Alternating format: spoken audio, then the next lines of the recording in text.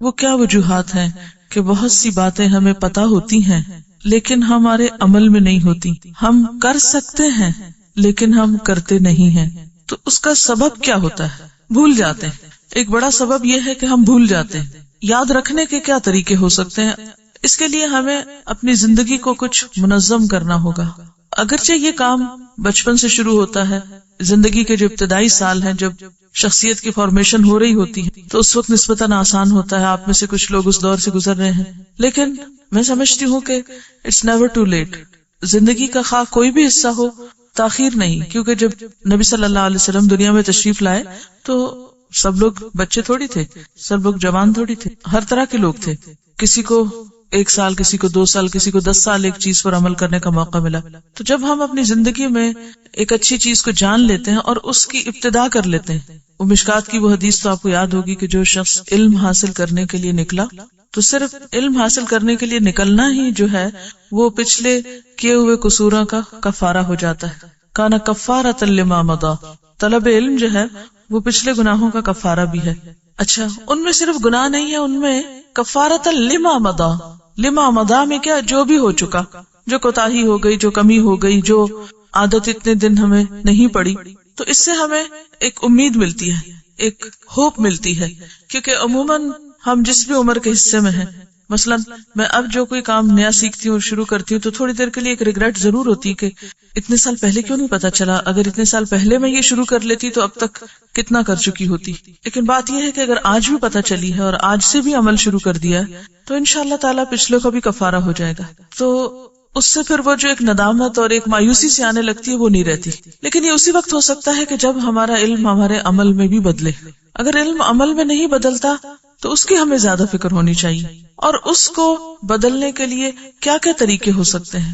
مثلا نمازوں کی خشوع پہ بہت بات ہوتی رہی. اب یہ قرآن پاک کی کچھ مخصوص آیات آپ حفظ کر رہے ہیں. طریقہ آپ اپنے اعتبار سے کوئی بھی کر سکتے، کیونکہ ہم آپ کے لیے کوئی ایک فکس نہیں کریں گے. دین میں نئی باتیں فکس کرنا جو ہے یہ سب کو ایک چیز کا فرض کے درجے میں پابند کرنا تربیت کے لیے ایک خاص وقت تک کے لیے تو ہو سکتا ہے، لیکن مستقل طور پر کوئی بھی نیا طریقہ ایجاد نہیں کیا جا سکتا.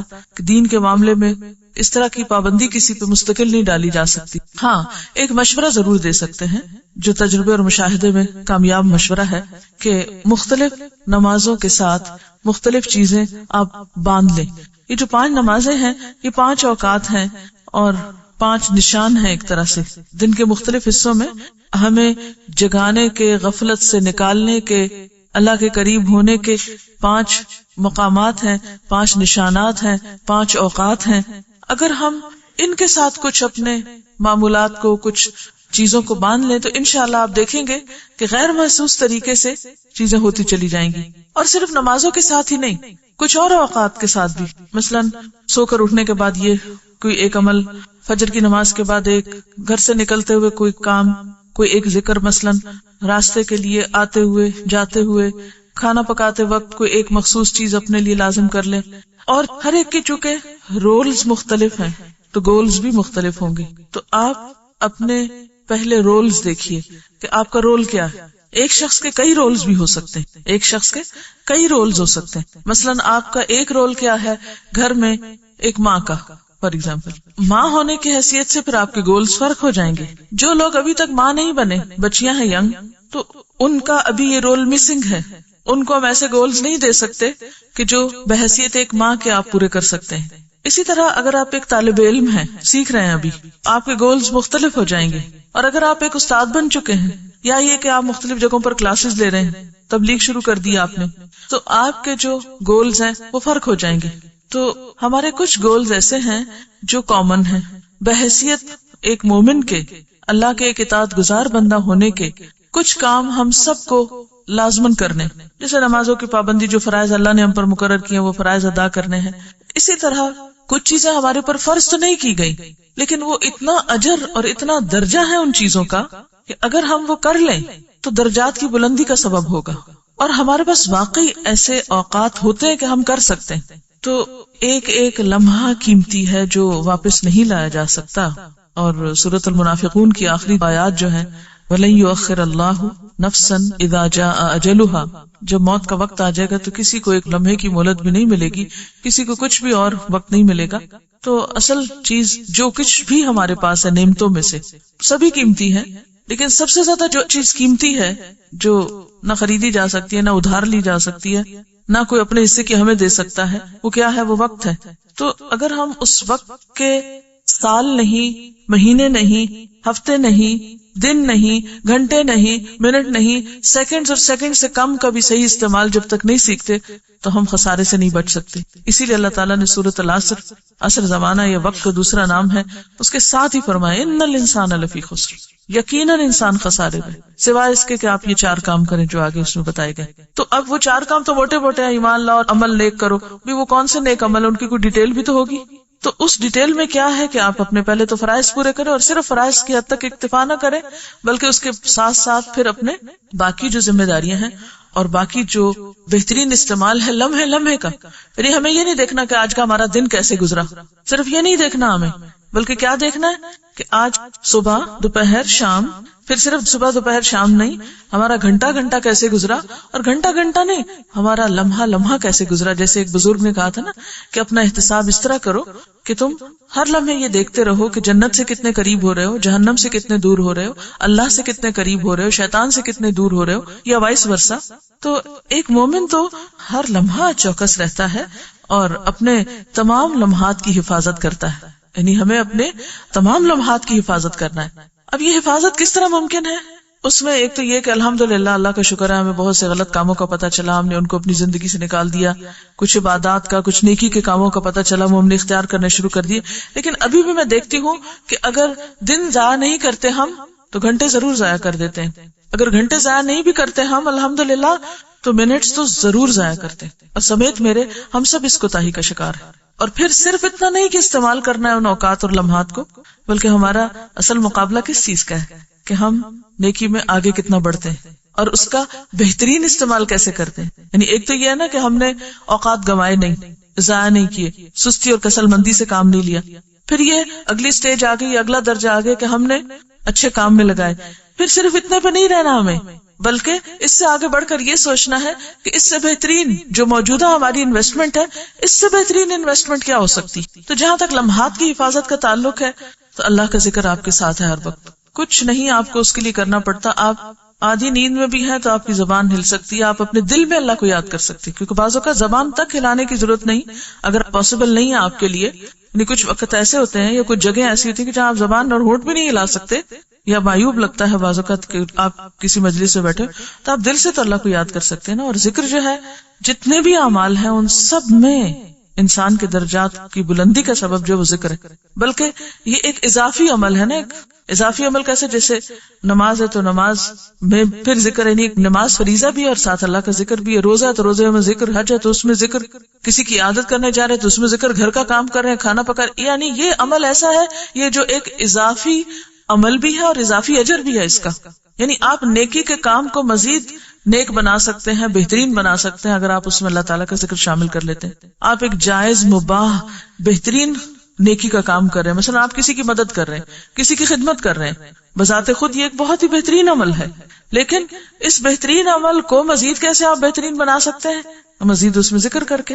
آپ خاموش بیٹھنے کی بجائے چاہے آپ ایک بہت اچھا اعلیٰ درجے کا کام کر رہے ہیں لیکن ساتھ آپ ذکر جاری رکھ سکتے ہیں. ایک تو یہ ہے لمحات کی حفاظت اور ان کا بہترین استعمال.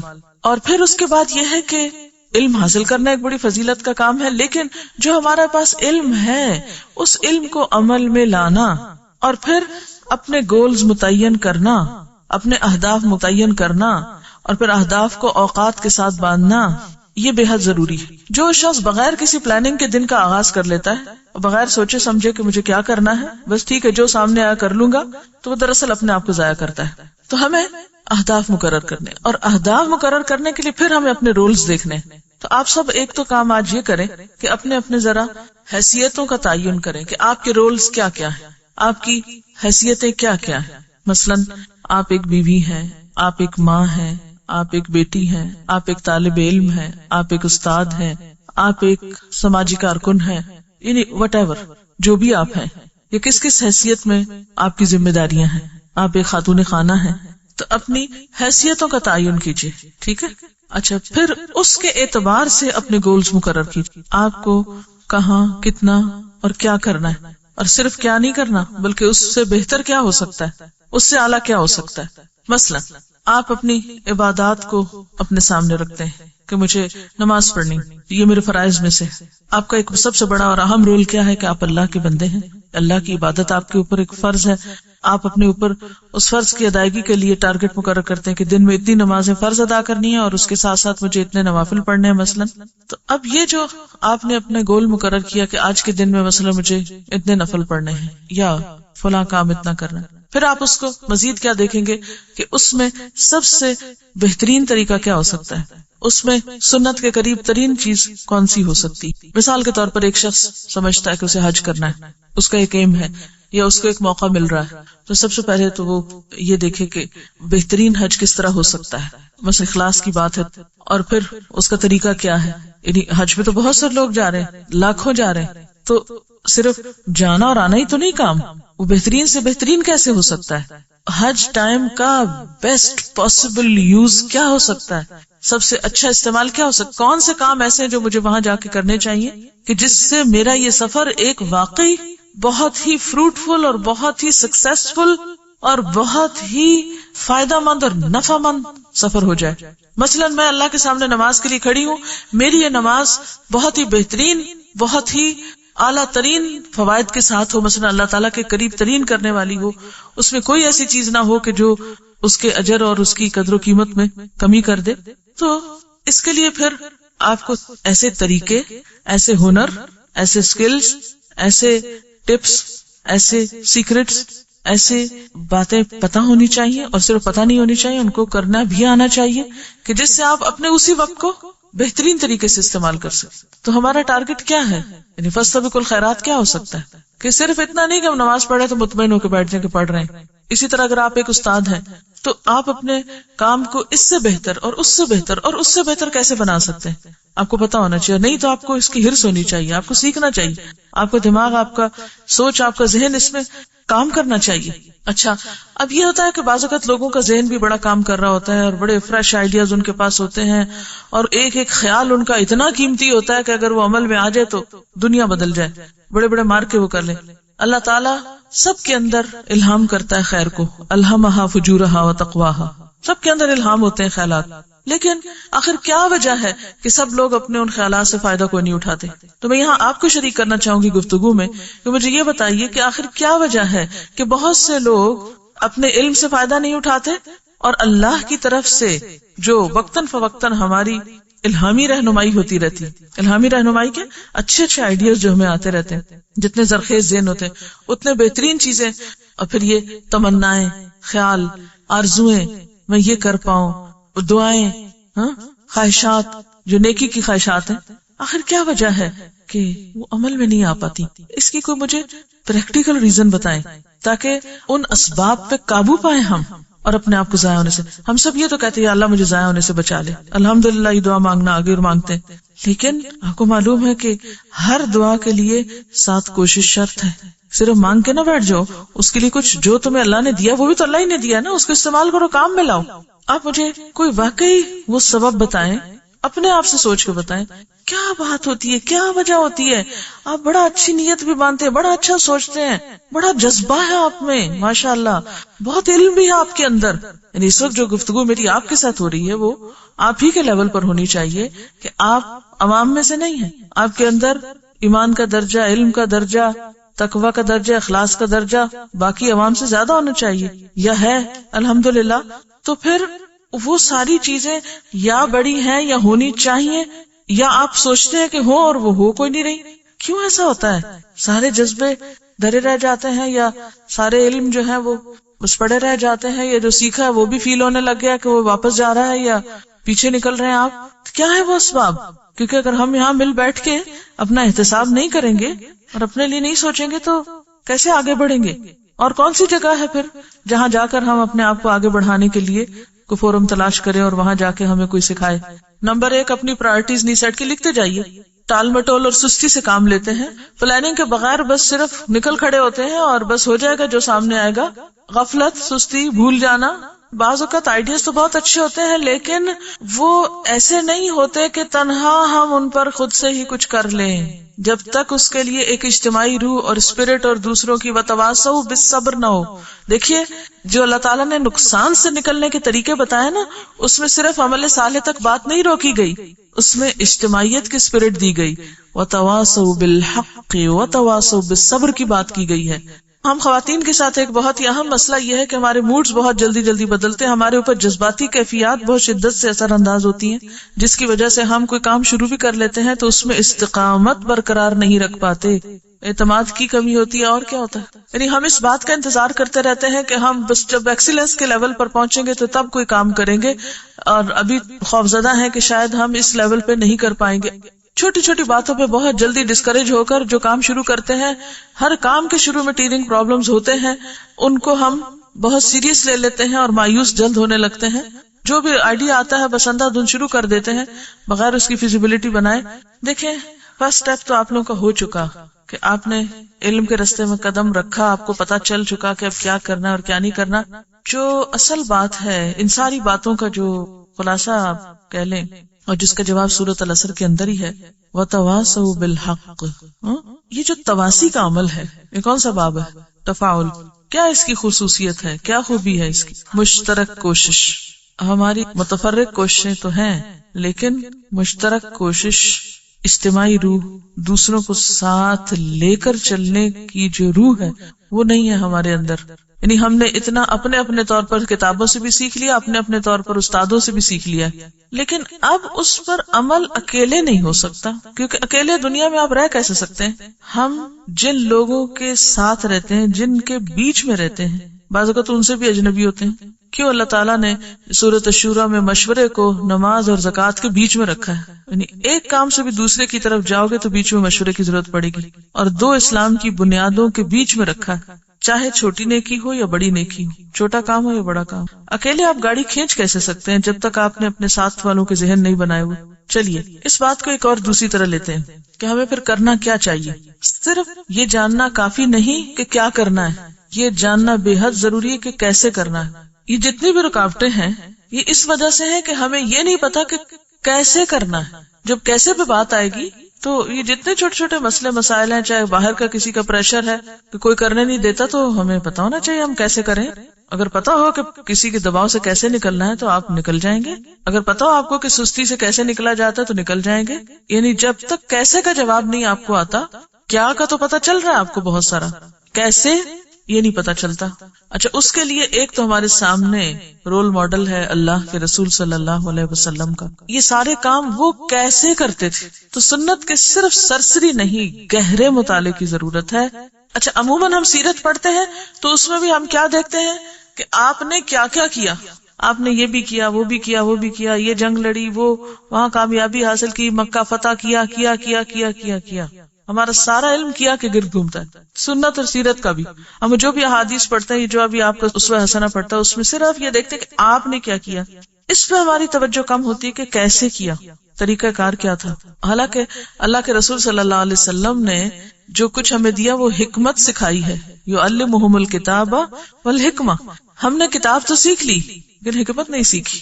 ٹھیک ہے نا. اور حکمت دراصل کیا ہے؟ صرف آپ صلی اللہ علیہ وسلم کے وہ ورڈز نہیں ہیں بولے ہوئے جن کو آپ حدیث کا ترجمہ کر کے کہ حکمت کا معنی یہاں امام شافعی نے حدیث کیا ہے.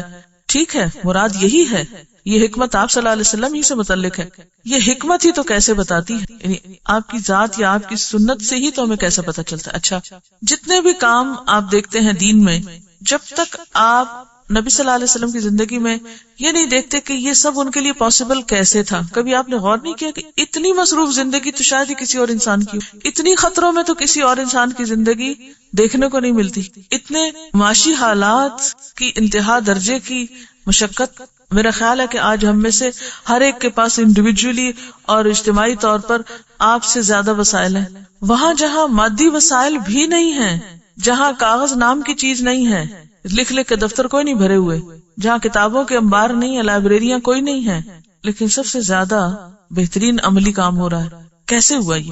اس پر غور کرنے اور ان وجوہات اور ان چیزوں اور ان بنیادوں کو تلاش کرنے کی بے حد ضرورت ہے. جب تک وہ نہیں ہمیں ملتی یا ان کو نہیں ہم پہچانتے، ہم صرف کتابیں پڑھ کے یا کچھ کورس کر کے ایک اچھے مسلمان نہیں بن سکتے یا اپنا مقصد وجود پورا نہیں کر سکتے.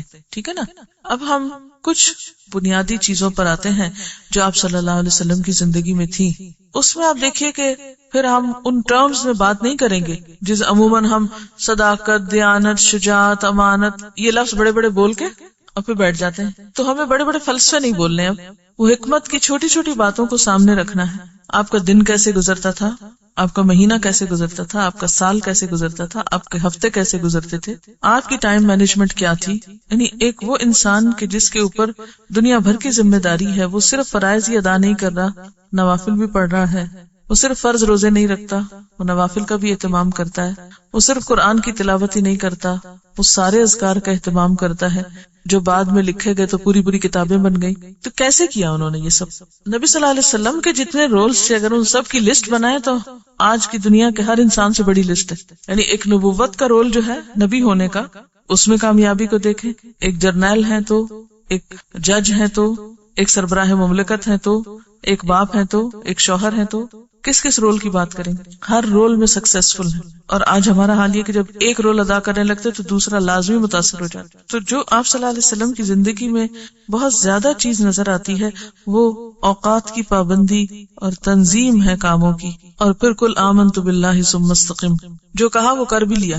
ہماری پلاننگ تو بہت بڑی بڑی ہوتی ہے، لیکن ہم جو کہتے ہیں، جو عزم کرتے ہیں، وہ کرتے کوئی نہیں ہے. آپ صلی اللہ علیہ وسلم ہر نماز کے بعد جو دعا مانگتے تھے اس میں ہم اور حزن سے پناہ ہے. ہم جن ہموم کے اندر ہیں انہیں میں ہی گم رہتے ہیں. بس یہ فکر لگی ہوئی ہے، وہ فکر لگی، فکریں ہماری جان ہی نہیں چھوڑتی. اور ہر ایک کو شیطان نے کوئی نہ کوئی فکر لگا رکھی ہے ایسی جو چاہے تو سر پہ سوار کر لے، مسلط کر لے، چاہے تو ایک طرف رکھ کے اپنا کام کرتے جائے. یہ ہمارے اپنے ہاتھ میں. ہم اور حزن سے پناہ مانگی ہے. پھر اسی طرح عجز اور کسل سے پناہ مانگی ہے. بخل اور غلبۃ الدین و قہر الرجال، یہ جتنے ایشوز آپ نے بتایا نا سب اس میں آتے ہیں. قہر الرجال کیا ہے؟ لوگوں کا جبر، معاشرے کا پریشر، گھر والوں کا دباؤ، دوستوں کا، انسانوں کا، سارے لوگ آ جاتے ہیں اس میں کہ جن کے پریشر سے آپ اپنے علم کو عمل میں نہیں لا سکتے. گھریلو زندگی ہو یا اجتماعی زندگی، قہر الرجال ہے. مال کی مشکلات ہیں، غلبۃ الدین، وہ فکر کھائے جا رہے ہیں، وہ کسی ایک کنارے لگنے نہیں دیتے. پھر اسی طرح عجز اور کسل. آپ دیکھیں کہ بیسیکلی ہماری جو شخصیت ہے وہ اسٹرانگ نہیں ہے، ہم المؤمن القوی نہیں ہے. تو جب آپ کی صحت کمزور ہو، جب آپ کا ایمان کمزور ہو، جب آپ کے ارادے کمزور ہوں، جب آپ کی نیتیں کمزور ہوں، جب آپ کی ہر جگہ کمزوری ہی کمزوری ہے، تو آپ نے کس چیز پر عمل کرنا ہے؟ کون سے دین پر عمل کر کے دکھا سکتے ہیں آپ؟ سب سے پہلے تو ہمیں قوت کی ضرورت ہے، ہر چیز کو اسٹرانگ کرنے کی ضرورت ہے. اچھا، جن چیزوں کو ہمیں اسٹرانگ کرنا چاہیے اس کی طرف ہماری توجہ کوئی نہیں. آج بحیثیت امت مسلمہ کے یا بحیثیت اپنی قوم کے آپ دیکھیں علمی معیار کا کیا حال ہے، وہ کتنا قوی ہے، ٹیکنالوجی کتنی قوی ہے. ہمارے پاس کون سی قوت ہے؟ ہاں، اس پہ بہت خوش ہیں کہ ایٹمی قوت ہے. باقی انفرادی سطح پر جن قوتوں کی ضرورت ہے ان قوتوں کا کیا عالم ہے؟ کس کس چیز کی قوت ہونی چاہیے آپ ہی بتائیے ہمارے اندر. یعنی یاد رکھیے، کچھ کر نہیں پائیں گے جب تک آپ قوی نہیں ہیں، جب تک آپ کے اندر قوت نہیں. کس کس چیز کی قوت چاہیے؟ ارادے کی قوت، ارادے کی پختگی، اور علم کی پختگی، ایمان کی قوت. اپنے نفس کے خلاف جتنی بھی چیزیں جاتی ہیں ان سب پر اپنے آپ کو تھام رکھنے کی، یعنی اپنے آپ کو روک لینے کی قوت، اپنے نفس کی باغیں کھینچنے کی قوت. لیکن ایک سرکش گھوڑا ہوتا ہے نا، نفس کو کیا کہا گیا ہے کہ وہ کیا ہے؟ دراصل سرکش گھوڑے کی طرح ہے. تو اس کی باغیں کس کے پاس ہے؟ ہمارے اپنے پاس ہے. اس کو کھینچنا جو ہے کہ اپنے آپ کو ایک حد پہ روک لینا، یعنی حدوں پہ روکنا. وہ حدیں خواہ دین نے مقرر کی ہو، خواہ عقل سلیم نے متعین کی ہو، یا پھر وہ ایک فطرت سلیم کی طرف سے ہو، ان حدوں میں اپنے آپ کو روک لینا. جب تک یہ قوت نہیں ہے اپنے پاس کچھ نہیں کر سکیں گے. آپ کے اپنے اندر ایک قوت ہوگی جس کی بنا پر آپ صبر کر سکیں، عبادت پہ جمے رہ سکیں، جو بھی نیکی کا ارادہ کریں اس پر آپ قائم رہیں. جب تک یہ نہیں ہوگا، جب تک آپ خود کمزور ہیں، کوئی بھی کام نہیں ہو سکتا. جو آپ نے آیات یاد کی ہیں عباد الرحمن کی صفات میں سے، ان سب کے آخر میں جو جزا بتائی گئی ان ساری کوالٹیز کو ایک کوالٹی میں ڈال دیا گیا کہ یہ سب بدلہ ان کے لیے کیوں ہے؟ بما صبروا، کیونکہ انہوں نے صبر کیا. اور صبر کیسے آ سکتا ہے؟ اسی وقت آ سکتا ہے جب آپ کے سامنے آخرت ہو، یقین ہو، آخرت کی جزا ہو، تو پھر ہی انسان اپنے آپ کو مشکل سے مشکل حالات میں روک کے اور تھام کے رکھ سکتا ہے. اور پھر آپ دیکھیے کہ یہی تو سورۃ العصر کا پیغام ہے.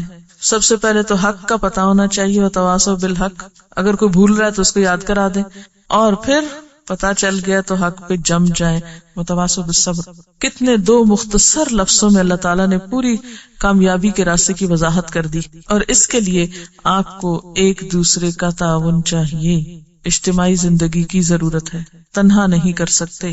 ایک دوسرے کی غلطیاں بتانے کی، ایک دوسرے کی غلطی سن لینے کی، ایک دوسرے کی بتائی ہوئی غلطی کو سننے کی قوت. یہ جو پرائرٹیز سے بات شروع ہوئی تھی نا کہ پرائرٹیز ہم نے متعین نہیں کی، یہ بہت بیسک بات ہے. اب یہ ہے کہ یہ سب کچھ کس طرح اسکروٹینائز ہوگا، کس طرح اس کو انالائز کیا جائے گا، ہم کہاں سے غلط ہیں. ایمانداری کے ساتھ سوچئے، بعض اوقات آپ کو دوسرے کی غلطی نظر آ رہی ہوتی ہے کہ مثلاً وہ وقت ضائع کر رہا ہے، یا وہ اپنی صلاحیتوں کو ضائع کر رہا ہے، یا اپنے علم کو ضائع کر رہا ہے. تو کتنی دفعہ ایسا ہوا ہے کہ ہم نے دوسرے کو انکریج کیا ہو، دوسرے کو تھاما ہو، دوسرے کو آگے بڑھایا ہو. یعنی دو طریقے ہوتے ہیں نا، ایک تو یہ کہ جسے کو پھسل رہا ہے تو اس کو پکڑنا، اور ایک یہ ہے کہ ایک شخص کے پاس ایک خوبی ہے، بہتری ہے، اس کو آگے انکریج کرنا، اس کو آگے بڑھانا. ہم تو اس خوف سے ہی نہیں نکلے کہ اگر ہم نے کسی اور کو آگے بڑھا دیا تو شاید ہم تو بہت ہی پیچھے چلے جائیں گے پھر. اچھا، اب آپ دیکھیں کہ نبی صلی اللہ علیہ وسلم ہی کی زندگی میں ہم پلٹ کے دیکھتے ہیں کہ آپ کے طویل سجدے کب ہوتے تھے؟ رات کو تنہائی میں، آپ کے اپنے ٹائم میں، اس ٹائم میں نہیں جب لوگوں کے آنے کا وقت ہوتا تھا. آپ کے قرآن کی تلاوت کس میں ہوتی تھی؟ آپ کیا ہماری طرح یہ اس طرح لے کے سامنے بیٹھتے تھے اور ہل ہل کے پڑھتے تھے؟ یہ تلاوت ہوتی تھی آپ کی. کس وقت تلاوت ہوتی تھی اور کیسے ہوتی تھی اور کہاں ہوتی تھی تلاوت؟ تلاوت کس کو کہتے ہیں؟ تہجد کے وقت میں، نماز کے اندر. ہم میں سے وہ اس چیز کا اہتمام کتنے اور کب اور کیسے کرتے ہیں؟ نہیں. اب جب ہم نے فجر سورج نکلنے سے پہلے ہی تلاوت ختم کر لی تو دن میں کیوں کوئی آ کے ڈسٹرب کرے گا ہمیں؟ وہ وقت ہی نہیں ہے. دیکھیں، دن کا وقت جو ہے وہ لوگوں کا وقت ہے، کام کا وقت ہے، عمل کا وقت ہے. اس وقت آپ قرآن لے کر ہی کیوں بیٹھے؟ ہاں، اس صورت میں آپ کے لیے حلال ہے پھر لے کر بیٹھنا عام وقت میں، جب آپ ایک طالب علم ہیں. جب آپ ایک طالب علم ہیں تو سب کو پتا ہے کہ آپ طالب علم ہیں، آپ کا ٹیسٹ ہو سکتا ہے، آپ کو سبق سنانا ہو سکتا ہے، آپ کا یہ کام ہے، آپ پڑھ رہے ہیں، وہ سب کو پتا ہے، انڈرسٹوڈ ہے، دوسروں کو بھی پتا ہے. یا آپ ایک پڑھانے والے ہیں تو اس وقت بھی لوگ کہ ابھی اس کے اسکول جانے کا وقت ہے. آپ اپنے اوقات کی تنظیم اس طرح کریں کہ جیسے وہ حدیث آئی تھی نا کہ عقل مند شخص کے لیے لازم ہے کہ اس پر کچھ گھڑیاں گزریں یا اس کی کچھ گھڑیاں ان کاموں میں گزریں، ایسی گھڑی جب کہ وہ اپنے رب سے باتیں کرے. اب ایسا تو نہیں کہ آپ مثلا کلاس میں بیٹھے ہوئے اور کلاس سے دماغ آف کر کے تو آپ اپنے رب سے باتیں شروع کر دیں. یہ وقت اس کام کے لیے تو نہیں ہے، اس کا وقت تو الگ مقرر ہونا چاہیے، اور جو چیز جس وقت کے لیے مقرر ہے اس وقت میں کریں. دوسرا، ساعۃ یحاسب فیہا نفسہ، ایسی گھڑی جب کہ وہ اپنی ذات کا محاسبہ کرے. کیا یہ ہم کرتے؟ اور کون سا وقت آپ نے مقرر کر رکھا ہے؟ کوئی وقت تو ہونا چاہیے نا. ہماری ٹائم مینجمنٹ اور ہمارے اعمال کی جو تنظیم ہے وہ درست ہی کوئی نہیں ہے. نہ ہم نے وقت مقرر کر رکھا ہے اپنے رب سے باتیں کرنے کا، نہ وقت مقرر کر رکھا ہے ذات کے محاسبے کا. اپنے دن کے ڈیلی ٹائم ٹیبل میں دیکھیں کون سی جگہ ہے جہاں آپ یہ کام کرتے ہیں. کوئی اسکیجول ہے آپ کا، کوئی چارٹ بنایا ہوا آپ نے، کوئی آپ نے کہیں کھانے کھینچے ہوئے ہیں کہ یہ میرا کام آج کا تھا، میں نے کر لیا. نبی صلی اللہ علیہ وسلم کے زمانے میں نہ کمپیوٹر سے، نہ کتابیں تھی، نہ کاپیاں تھی، نہ بہت زیادہ لکھنے پڑھنے کا کام تھا، لیکن اوقات متعین تھے. اور دین اسلام اتنا نیچرل فطری دین ہے کہ نمازوں کے اوقات متعین کر کے بہت سے کاموں کو اپنی اپنی جگہ کر دیا. نماز ایک ٹائم ٹیبل بھی تو زندگی کا دیتی ہے آپ کو، ایک نیچرل ٹائم ٹیبل ہے آپ کا کہ آپ نے کیا کیا کام کرنے اور کس کس وقت کرنے. ان نمازوں کے ساتھ آپ آگے اور پیچھے باندھے. جب گھڑیاں نہیں تھی، جب گھنٹوں کے حساب نہیں ہو سکتے تھے، تو صحابہ کرام کیا کرتے تھے؟ نمازوں کے ساتھ انہوں نے اپنے ٹائم ٹیبل بنا رکھے تھے کہ کون سا کام کس وقت کرنا ہے. ایسی گھڑی جب کہ وہ خدا کی تخلیق میں غور کر رہا ہو، اس کے لیے کون سا ٹائم آپ نے مقرر کیا ہوا ہے؟ نبی صلی اللہ علیہ وسلم جب تہجد کے لیے اٹھتے تو وضو سے پہلے ٹائم ٹیبل میں پہلا کام یہ تھا، ان فی خلق السماوات والارض واختلاف اللیل والنہار لآیات لأولی الالباب الذین یذکرون اللہ قیاما وقعودا وعلی جنوبہم ویتفکرون فی خلق السماوات والارض ربنا ما خلقت ھذا باطلا. وہ وقت ہوتا ہے غور و فکر کا جب آپ کا اصل نکل کے سامنے آتا ہے. اور اگر آپ اٹھے ہی دن کے 10 بجے تو آپ نے تو وہ گھڑی ضائع کر دی، آپ نے تو وہ ٹائم کیا، یعنی وہ ایک ٹائم ٹیبل ہے نا. ایک نیچرل ٹائم ٹیبل ہے، وہ آپ نے اپنا سسٹم ہی خراب کر دیا.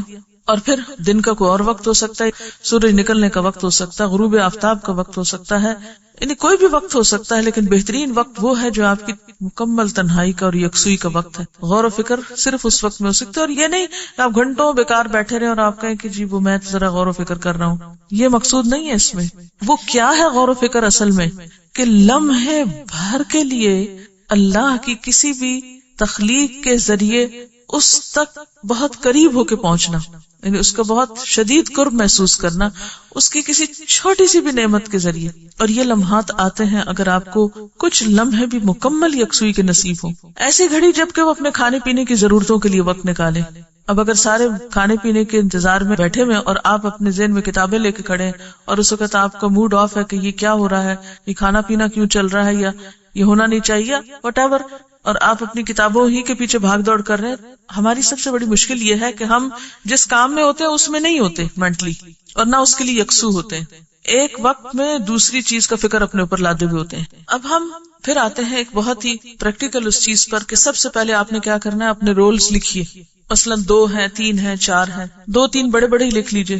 مثلاً آپ ماں ہیں، بیٹی ہیں، طالب علم ہیں، ٹیچر ہیں، بیوی ہیں، خاتون خانہ ہے، مثلاً 4-5 آپ لکھ لیجئے، یا کچھ اور آپ کی کوئی مصروفیت آپ نے سوچی ہوئی. اور پھر ان رولز میں آپ کے گولز کیا ہیں. مثلاً اگر آپ ایک خاتون خانہ ہیں تو آپ کی ذمہ داریاں کیا، آپ کو کیا کیا لازمی کرنا پڑتا ہے، کیونکہ ہر ایک کے فرق ہے نا. کچھ لوگوں پہ زیادہ ذمہ داری، کچھ پہ کم ہے. کیا کیا آپ کے ضروری کام ہے جو آپ کو کرنے ہیں. پھر یہ کہ ان کو کیسے کرنا ہے، کپڑے کس وقت دھونے ہیں، کھانا کس وقت پکانا ہے، کیا کیا کرنا ہے، اس میں بہترین طریقہ کیا ہے. اسی طرح اگر آپ ایک استاد ہیں تو آپ کو کیا کیا پڑھانا ہے، کون سا سبجیکٹ آپ کو پڑھانا ہے، اس کے لیے آپ کو کس کس چیز کا علم ہونے کی ضرورت ہے، اس کو آپ مزید بہتر کیسے بنا سکتے ہیں، اس میں آپ مزید کامیاب کیسے. پھر اسی طرح ایک بیوی کی حیثیت سے، ایک بیٹی کی حیثیت سے، ماں کی حیثیت سے کیا کیا ذمہ داریاں ہیں آپ پر. امت مسلمہ کے ایک فرد کی حیثیت سے کیا ذمہ داری ہے آپ پر، اور پھر ان کو ادا کرنے کے لیے آپ نے کون سا وقت مقرر کر رکھا ہے. یعنی سب سے پہلے تو اپنے رولز لکھیے، پھر گولز لکھیے، پھر اوقات لکھیے. اوقات لکھیے کہ کس کام کے لیے کون سا وقت آپ نے مقرر کیا ہے. مثلاً آپ اللہ کی ایک بندی ہیں، آپ کو نماز فرض کی گئی اور کہا گیا قد افلح المؤمنون الذین هم فی صلاتهم خاشعون. یہ آپ کا گول ہے ایک کہ مجھے خشوع والی نماز پڑھنی. کیا کیا طریقے ہوں. آپ نے تلاوت کرنی ہے اور آپ چاہتے ہیں کہ آپ قرآن میں تدبر اور غور و فکر کریں، یہ آپ کا ایم ہے. قرآن کے طالب علم یا استاد ہونے کی حیثیت سے یا امت مسلمہ کے فرد ہونے کی حیثیت سے آپ نے اس کے لیے کیا متعین کیا ہے، کون سا وقت مقرر کیا، کون سا طریقہ مقرر کیا. تو آپ پرائرٹیز سیٹ کریں، یعنی گولز متعین کریں، ٹائم ٹیبل سیٹ کریں، اور پھر ان سب کاموں کو زیادہ بہترین طریقے سے ادا کرنے کے لیے مزید کیا کرنا چاہیے. نہیں صرف اتنا نہیں کہ جو آپ کر رہے ہیں اسی کو آپ آرگنائز کر کے مطمئن ہو جائیں کہ میں یہ اور یہ کرتی ہوں اور اس کے لیے میں نے یہ اور یہ وقت مقرر کر لیا اور میں اس پر راضی خوش ہوں، بس اتنا کافی نہ ہوگا. ٹھیک ہے، یہ آپ کریں اور کچھ چارٹس یا کچھ اسکیچز اس طرح کے ڈیولپ کریں اور پھر اپنا سیلف ایویلویشن کریں کہ یہ سب کچھ بحیثیت ماں کے یہ کچھ کرنا چاہیے تھا، آپ کو کیا یا نہیں کیا. بہت عرصے تک اسی طرح کے انالیسز میں کرتی رہی ہوں کہ اپنے ٹارگیٹس مقرر کیے، اتنا قرآن پڑھنا ہے اس مہینے میں، یعنی سمجھ کے یا غور و فکر سے یہ تفسیر فلاں پڑھنی، اس کو متعین کیا. پھر اس کے لیے ہر روز کتنا پڑھنا ہے، ہر روز کتنا ٹائم مقرر کرنا اور کون سے ٹائم پہ پڑھنا ہے، وہ مقرر کر کے پھر ہر روز ٹک مارک کرتی تھی کہ کیا ہے یا نہیں کیا.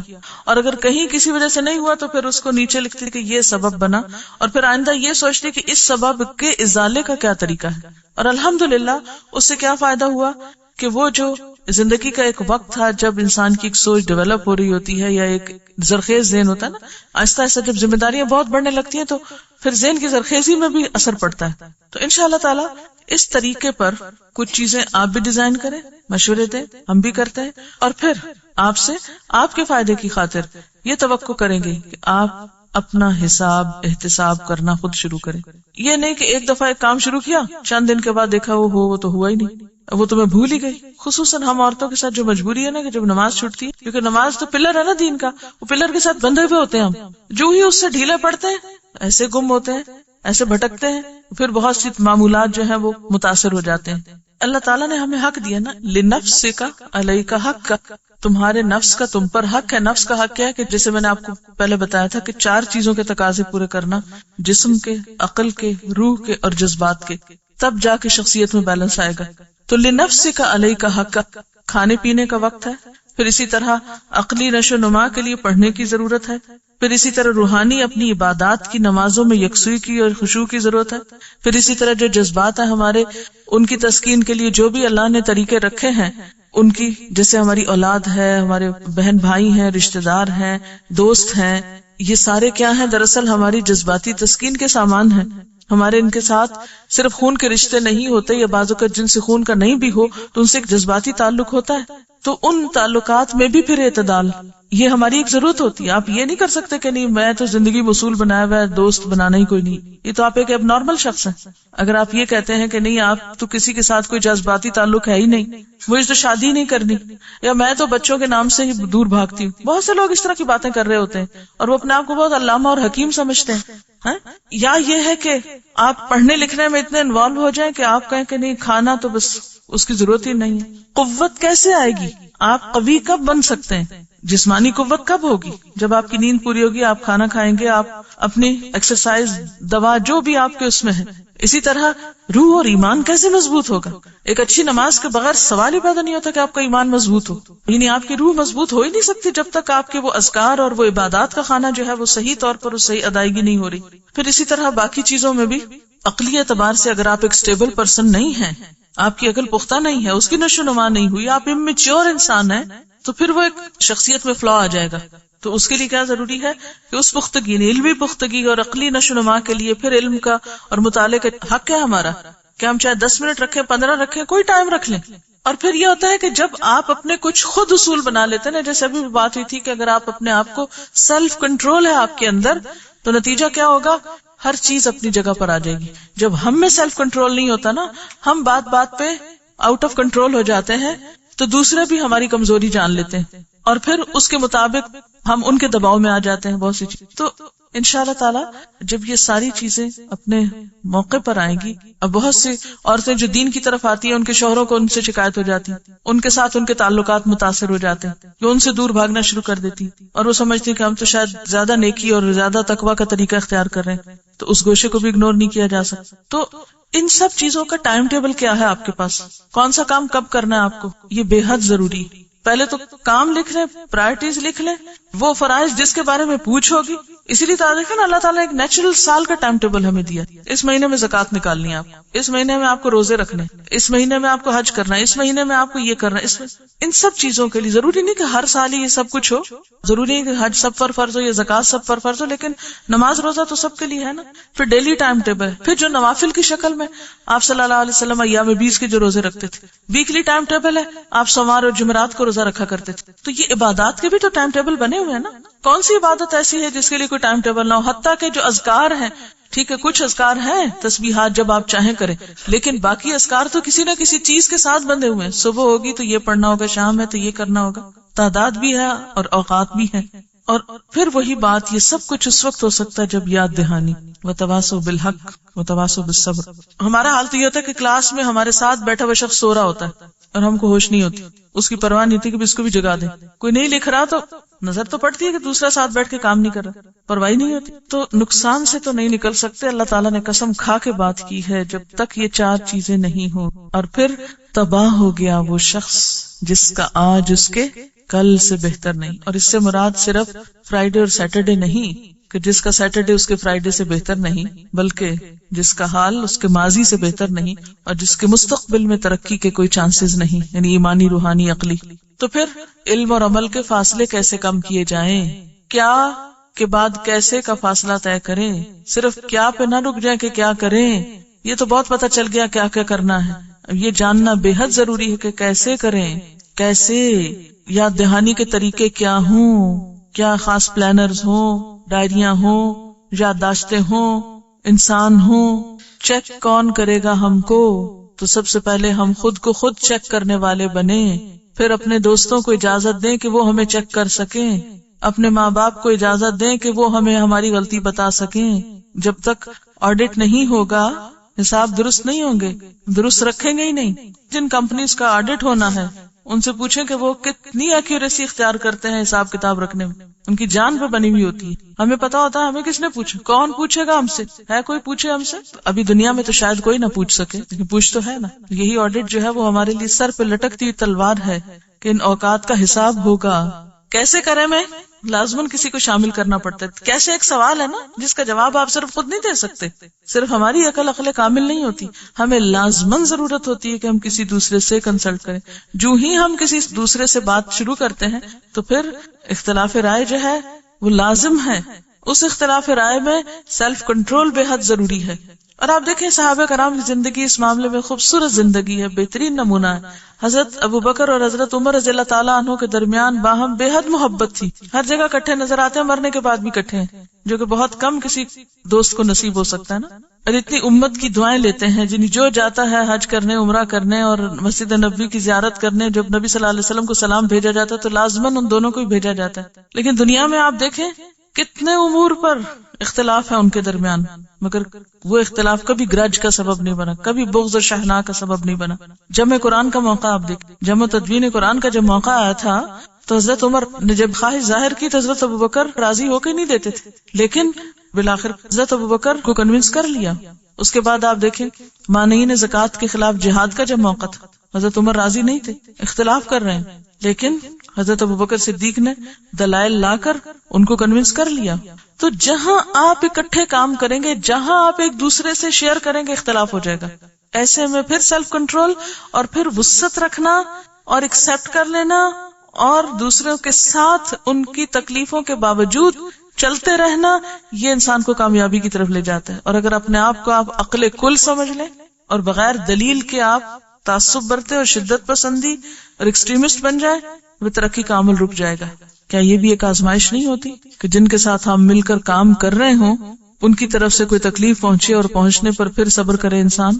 ایک تکلیف وہ ہوتی ہے جو دشمنوں کی طرف سے آتی ہے انسان کو، ایک تکلیف وہ ہوتی ہے جو دوستوں کی طرف سے آتی ہے. احسب الناس ان يتركوا ان يقولوا آمنا وهم لا يفتنون. نیکی کے عزم لے کر اٹھے ہو، آزمائش نہیں آئے گی، اندر سے بھی آئے گی، باہر سے بھی آئے گی. پھر اپنے دل کو کتنا بڑا کرو گے اور کس طرح حق پہ جما کے رکھو گے. وَلَقَدْ فَتَنَّا الَّذِينَ مِن قَبْلِهِمْ. ہم نے تو آزمایا تھا ان لوگوں کو بھی، یقیناً آزمایا تھا جو ان سے پہلے تھے. اور آزمائش کیوں آتی ہے؟ کھوٹے کھرے کو الگ کرنے کے لیے. فَلَيَعْلَمَنَّ اللَّهُ الَّذِينَ صَدَقُوا وَلَيَعْلَمَنَّ الْكَاذِبِينَ. اللہ کو تو دیکھنا ہے کہ اپنے مشن میں کون کمٹمنٹ رکھتا ہے، کون سچا ہے، سچے دعوے کرتا ہے، اور کون جھوٹا ہے جو لوگوں کی طرف سے آنے والی آزمائش کو اللہ کا عذاب سمجھ لیتا ہے. جعل فتنة الناس كعذاب اللہ، اور نیکی کے راستے سے پیچھے ہٹ جاتا ہے. تو ایک ہوم ورک یہ ہے کہ آپ سورۃ الفرقان کی آخری آیات کو آئندہ ہفتے میں کسی ایک نماز میں ضرور باندھ لیں. ہر ایک اپنی اپنی کوئی نماز کا حصہ کر لیں. مثلا میں نے اپنے لیے کیا رکھا ہوا ہے کہ جیسے شام کے وقت ایک رکعت میں جیسے آمن الرسول پڑھ لیتی ہوں تو دوسری میں هو اللہ الذی لا الہ الا هو. جیسے دن کا آغاز ہوتا ہے تو فجر کی نماز تھوڑی طویل بھی ہوتی تو البقرہ سے شروع کر لیتی جہاں تک یاد ہے. بہت سے لوگ شروع میں اچھی خاصی یاد کر لیتے ہیں جب نیا قرآن پاک شروع ہوتا ہے تو اس کو جہاں تک آپ یاد کر سکیں، جہاں تک دن کا آغاز ہو رہا ہے تو سورۃ البقرہ کے شروع سے ہی آپ طویل پڑھ سکتے ہیں. اسی طرح تہجد کی نماز میں آپ ان فی خلق السماوات اگر باہر نہیں پڑھ سکتے تو نماز کے اندر اس کو شامل کر لیجیے، اور اس کے علاوہ جو بھی آپ کو طویل چیزیں یاد ہو. پھر اسی طرح اور نمازوں میں بھی آپ مثلا ظہر کی نماز میں آپ سورۃ الکہف کا پہلا رکوع شامل کر لیں. ایک رکعت میں فرض کی بات کر رہی ہوں، ویسے سنت نفل میں چھوٹی چھوٹی صورتیں پڑھ لیں. تو اس طریقے پر یہ جتنی بھی آیات آپ کو یہاں یاد کرائی جائیں ان کو اپنی نمازوں کا حصہ بنائیں. یہ صرف یہاں آ کر ایک کی جانے والی ٹائم ٹیبل کی ایکٹیویٹی نہ ہو، یہ آپ کے عمل کا حصہ بن جائے. اور خوش قسمت ہیں وہ جن کو اللہ توفیق دے دے اور وہ اس کو عمل میں لے آئیں، کیونکہ قرآن کی بہترین تلاوت وہ ہے جو نماز کے اندر ہوتی. جتنا آپ کو یاد ہو سکے اتنا یاد کر کے جتنا آپ نمازوں میں پڑھ سکے اتنا آپ اس میں پڑھ لیں. نمازیں پڑھنے سے پختگی آ جاتی ہے، وہ بار بار دہرائی جائے گی نا، آٹومیٹکلی روز دہرائی ہو جائے گی. اگر ایک مہینے تک آپ یہ سورۃ الفرقان کا ایک رکوع روزانہ ایک نماز کسی میں پڑھ لیں، سوال نہیں پیدا ہوتا آپ کو بھولے، زندگی بھر کے لیے ایک نعمت مل جائے گی آپ کو. اوکے، سبحانک اللہم وبحمدک، نشہد ان لا الہ الا انت، نستغفرک ونتوب الیک. والسلام علیکم ورحمۃ اللہ وبرکاتہ.